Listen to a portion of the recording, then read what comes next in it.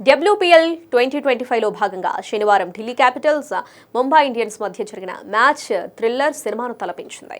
నువ్వా నేనా అన్నట్లుగా సాగిన ఈ మ్యాచ్లో ఆఖరి బంతికి ఢిల్లీ క్యాపిటల్స్ విజయాన్ని అందుకుంది. అయితే ఈ మ్యాచ్లో రన్అట్పై థర్డ్ అంపైర్ తీసుకున్న నిర్ణయం తీవ్ర వివాదాస్పదమైంది. ఢిల్లీ విజయానికి ఆఖరి బంతికి 2 పరుగులు అవసరమయ్యాయి. ఈ క్రమంలో ముంబై స్పిన్నర్ సజనా వేసిన బంతిని ఢిల్లీ బ్యాటర్ అరుంధతి రెడ్డి కవర్స్ మీదుగా షాట్ ఆడింది. అయితే షాట్ సరిగ్గా కరెక్ట్ కాకపోవడంతో బంతి గాల్లోకి లేచింది. అక్కడే ఉన్న హర్మన్ ప్రీత్ కౌర్ వెనక్కి పరిగెత్తి క్యాచ్ను అందుకునే ప్రయత్నం చేసింది. కానీ బంతి కిందకు సరైన సమయంలోకి చేరుకోకపోవడంతో క్యాచ్ను అందుకోలేకపోయింది. వెంటనే బంతిని వికెట్ కీపర్ వైపు త్రో చేసింది. వికెట్ కీపర్ బాటియా దానిని అందుకొని వికెట్లను గీరాటేసింది. ఇక అప్పటికే అరుంధతి 2వ పరుగు పూర్తి చేసుకుని స్ట్రైకర్ ఎండ్ వైపు వచ్చేసింది.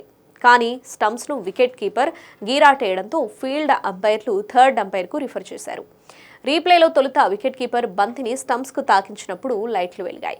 అప్పటికి ఆమె ఇంకా క్రీజ్లోకి చేరుకోలేదు. కానీ బెయిల్స్ పడేటప్పటికి మాత్రం అరుంధతి క్రీజ్లోకి వచ్చినట్లు కనిపించింది. దీంతో థర్డ్ అంపైర్ తన నిర్ణయాన్ని నాట్అవుట్గా ప్రకటించింది. దీంతో ముంబై ప్లేయర్లు షాక్ అయ్యారు. దీంతో అంపైర్ మ్యాచ్ ఫిక్సింగ్ చేస్తున్నాడని ఆరోపణలు వస్తున్నాయి.